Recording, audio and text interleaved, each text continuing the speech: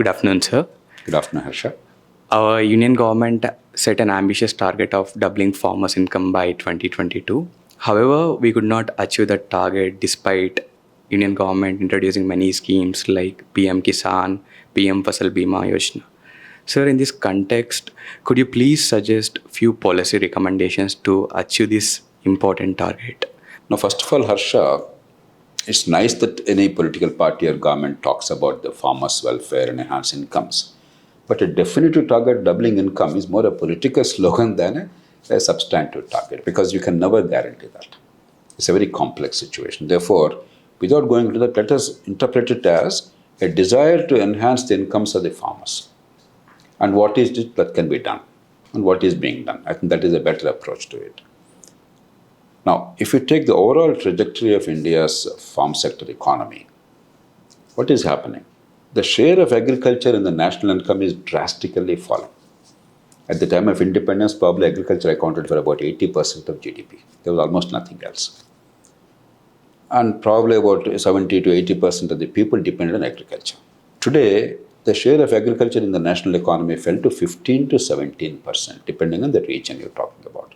And every year, the share of agriculture is falling by about 0.5% to 1%, because the overall Indian economy's growth in other sectors is much faster than in agriculture. So not only is it completely undermining the role of agriculture in the larger national economy, while agriculture itself is growing a little bit by 1 or 2% or 3% in good years. But overall, the share of the cake is falling. But at the same time, the population dependent on agriculture has not declined so dramatically. It's no longer 70-80%, it's now still about 50%, 45%. Whereas look at the developed economies. As economy progressed, industrialization took place and service sector took off, the share of agriculture fell even more drastically than in India. Much of the West, the share of agriculture is about 5%. In America, it's about 3% of the GDP. But the population dependent on expenditure also fell to the same level. Only 3% of people are dependent on agriculture for their livelihood in America or in Europe. Therefore, the fall of agriculture's share in the economy, because that coincided with the fall of the share of the population dependent on agriculture, there was no real distress. But even then, agriculture is much more risky than other occupations. Therefore, recognizing that in all these countries, they protect agriculture especially. Japan treats agriculture almost as a religion. Europe, they create all kinds of phytosanitary barriers, even if they're not official barriers. They somehow prevent real competition. America, they actually give enormous subsidies, including to keep the lands fallow so that there's no fallow, so there's no overproduction and there's no fall in price. So all kinds of stratagems are employed to protect agriculture. India has done the exact opposite. It's one of the paradoxical things. Every party, every government pretends to be pro-farmer. They probably believe they are also pro-farmer, sentimentally. But their actions are anti-farmer. The license permit Raj has primarily undermined agriculture, Essential Commodities Act, regulation of transport, storage, sale, retail or wholesale.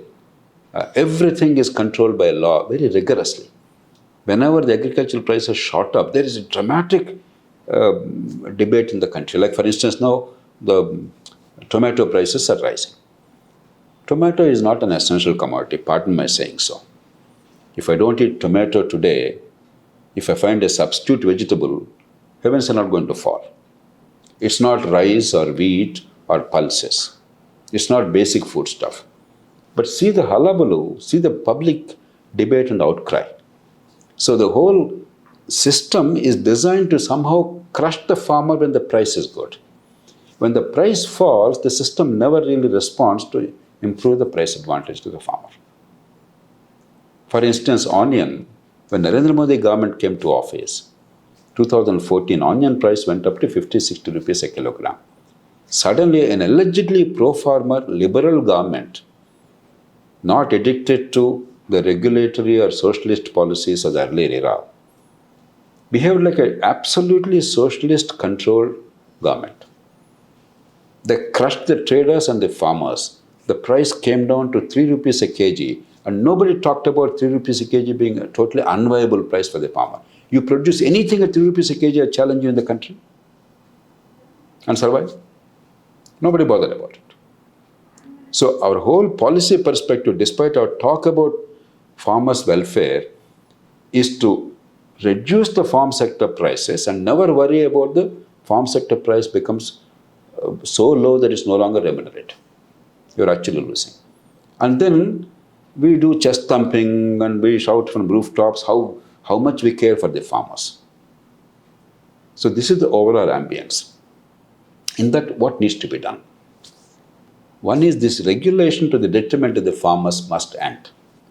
To that extent, the government's effort as part of these 3 farm laws, which became infructuous, to not apply Essential Commodities Act is welcome, but they must adhere to that. Even if the amendment to the law failed because government had to withdraw it, it is entirely the government's political decision. If the government of India says we will not apply Essential Commodities Act to these following commodities at this time, that's it. So whether that law worked or not is immaterial. Now supposing onion price goes up or tomato price goes up, suddenly they say, no, I have to now apply this law. It does not work. You must adhere to that rigorously. When 90% of the time the farmer is losing, if on occasion rarely farmer is getting an advantage, make sure that the farmer gets the advantage, but don't use your tools of law to hurt the farmer. Second, at the same time, Indian farm sector, any farm sector anywhere, is not completely open to free trade. It's dangerous. Take, for instance, cooking oil. India is importing $16 billion worth of cooking oil today. It's one of the bigger imports in the country, and the import is increasing. What has the government done? On the pretext that global prices of oil are rising, and Ukraine war, and therefore the supply chain problems, etc., are there, they dramatically reduced or eliminated the import tariff. And actually, it's Lok Satta and I who fought for that imposition of tariff.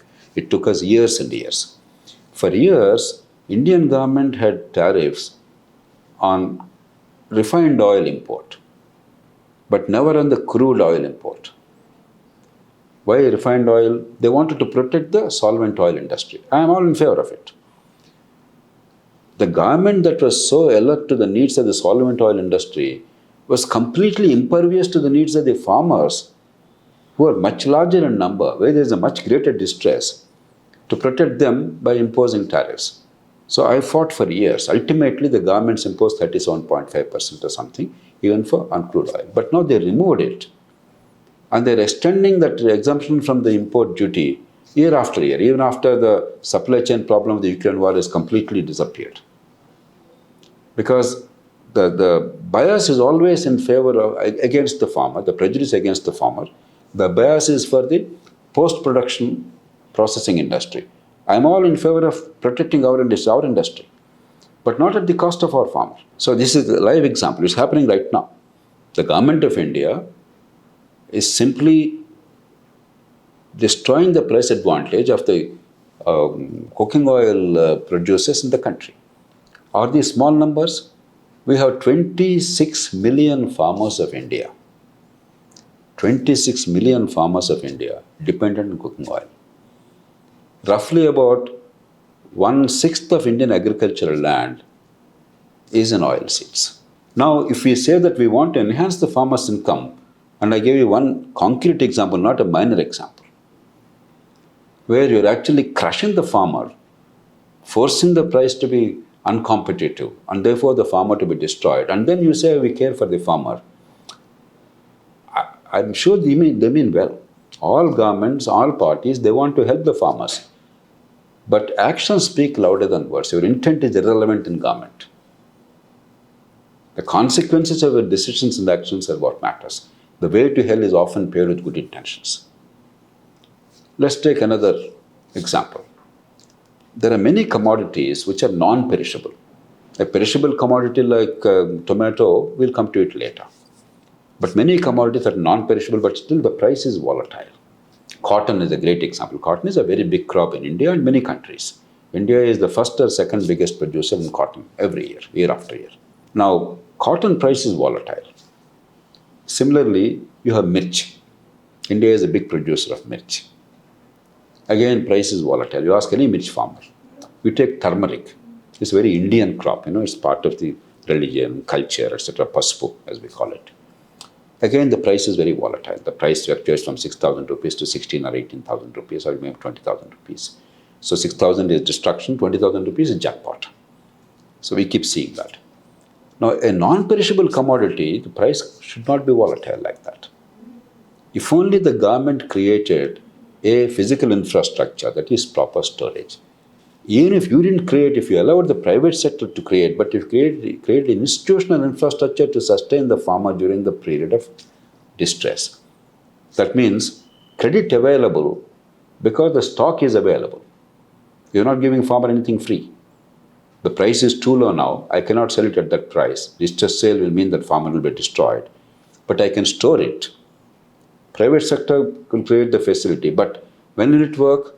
When I have enough money to sustain my life and my next crop, until the price becomes advantageous to me. So that is where the government and the banks, they must have a policy at least to give pledge loans to farmers at a concessional interest rate, because the loan is secure, the stock is with me, the farmer is hypothecated to the bank. Then these major crops where volatility, price volatility is there, the farmer will not suffer. Farmer will store it, wait until the price is better. Meanwhile, he will survive with the money available because the pledge loan is there, the stock is held in mortgage, and you can raise the next crop. This simple thing we have not done so far. I guarantee you, not even 1% of the farmers of cotton, turmeric, and mirch in India have the storage and pledge loan facility. It doesn't require any law. It doesn't require genius. It doesn't require any risk because the stock is there. The banker is not losing money. It only requires your will to give the farmer the staying power in the market. Otherwise, distress sale is inevitable. You can do that. There is no evidence that any government, including the current government, has done it on a scale big enough to make an impact on Indian agriculture. Then take the perishable commodities. Take tomato as a classic example. Now, tomato is grown all over the world. Actually, it's not an Indian crop. I think tomato came from Americas. Initially, tomato, even potato, they all came from American continent. The whole world now even mirch also is American, by the way. It came from American continent. It was not part of the European, Asian, African thing. Now, all over the world, people raise tomato in large quantities. In a country like Australia, they have large farms producing, each hectare producing 50, 60, 100 tons. And sometimes there is a glut. But you never see price volatility like we see in India. 100 rupees now people are complaining. And within a few weeks, I guarantee it will be 50 paise. And you'll have dramatic pictures in newspapers and on TV where the farmers dump it on the street because they don't even know what to do. It's not worthwhile even packing it. What does the rest of the world do? They have processing units. There is an end-to-end proper market chain. So if the market price is low because there is a glut in the market, if the supply outstrips demand, and you cannot in farm sector always guarantee the supply and demand are well managed. There's always, agriculture is always subject to vagaries of nature. Therefore, when there's a demand-supply mismatch and supply is excessive and therefore there's a glut in the market and price collapses, you don't have to indulge in distress sale. Most of the crop goes towards processing. You have end-to-end market chain, therefore the processing unit is available. The storage and processing transport are available. Grading is available. And the processor guarantees a price of, let's say, 10, 15 rupees in the Indian context. You may not get 50 rupees, but you get your 10, 15 rupees a kg. And when the price goes too high, the processed food comes into the market so that you don't have to buy tomatoes at 100 rupees a kg, but you get a tomato puree or tomato finished product or juice or whatever at a reasonable price, and therefore the price in the market is moderated. The supply improves then. When the supply is too much, you are improving the demand by taking away the supply and going into processing. When the supply is too little, you are allowing the supply to come into the market, processed food, by meeting the demand and therefore removing the supply gap. So both for the producer and the consumer, price is moderated. There's no volatility. It doesn't require genius. Not even 3% of our fruits and vegetables are processed in India. One of the lowest levels of processing for a country which is one of the big powers in the global agriculture, because India has 11% of the global agricultural land. India is on par with the United States, while the total landmass of India is only 2.5% of the world's landmass. Our agricultural land is 11% of the global agricultural land. Only India and America, depending on the given year, number one, number two are India and America, the land and the crops. China, which is an agricultural giant, has only 40% less land than ours. We have 140 million hectares, 160 million hectares of land under agriculture. China has only 100 million hectares, about 40-50% less than India's. We are blessed with that. We have pretty good soils, reasonable water supply, and centuries, millennia of agricultural tradition. So the government policies, bad policies, are government's failure and inaction. If you allow retail chains to come in a big way, for instance in the country, now they will take care of the whole supply chain. They will compress the market chain. And therefore, from the farmer producer to your packaging, your grading, your transport, your storage, your processing, your retailing, and opening up export markets, they will take care. They get very little margins, but the volumes give them the money. And the long-term growth of the economy gives them the incentive to invest here. Hundreds of billions of dollars are required to invest in infrastructure in this country. All the parties together have not allowed the big supply chains to come to the country. Though the policy was laid down by Manmohan Singh government against all resistance, it was never implemented. Even today, there are all kinds of restrictions. Single brand we'll allow, but not multi-brand. We'll allow a big, wholesale market, but all retail market. And all kinds of things. Totally irrational. And we are hurting Indian agriculture. So, even this discussion gave us a sense of 1, 2, 3, 4. Do them all, and then penetrate the global markets. India's exports today are of the order of about $30 billion. Still agriculture, we are actually, despite all these handicaps, in agricultural trade, India is in surplus. Yes. Despite all these handicaps. We can easily achieve another $100 billion exports if we actually have retail chains and clean up this mess of supply chains and have proper processing with quality. That's the kind of opportunity that exists in agriculture, apart from enhancing the incomes of the farmers directly by sensible policy. So if you do that, then let us see how much the farmers will get. I don't know how much they'll get. If they're getting X today, it may be 1.8X, it may be 2.5X, I don't know. I can't precisely give a number, but it will be significantly more than today. Without doing all these things, somehow sitting and doing the japa, giving the slogan, will enhance the incomes. What does it mean? How will it enhance the income? Income comes from where for the farmer? From the price. Who will dictate the price? The market. So how can anybody guarantee it? But you can design policies to ensure that the farmer gets a decent deal. You must be humble about your capacity. Your capacity is doing all the things I mentioned, removing the market distortions created by the government or by the inefficiencies in the system, or bad policy, or bad infrastructure and institutions. And if the market fails in some cases, then give judicious support to farmers, because farm sector is a unique sector that requires special assistance everywhere in the world. Once you have a policy like that actually being implemented, then I know the governments and parties are working for the farmers and incomes will rise. They may not rise as much we want, sometimes they may rise more, depending on the commodity. But we know the link between what the government actually is doing and the benefit that the farmer gets. Right now, show me where is the policy link. Show me where is the policy link. You remove the tariff barriers when the foreign product is very, very cheap. You cannot compete. And whenever the price rises, you use the regulatory tools to destroy the farmer and the pricing. And you don't build the infrastructure. You don't allow the farmer to have the stability of price, and therefore is subject to price volatility because you have not built the infrastructure or the credit system that reaches the farmer. You don't compress the market chain. You don't create incentives for entering the global markets, take advantage of our agricultural advantage, and then you give slogans that, no, I love farmers and farm sector should improve. Somehow I will make farmers rich and prosperous. Actions speak louder than words. Intentions are good of all parties, all governments, but I don't see actions matching intentions. Thank you, sir.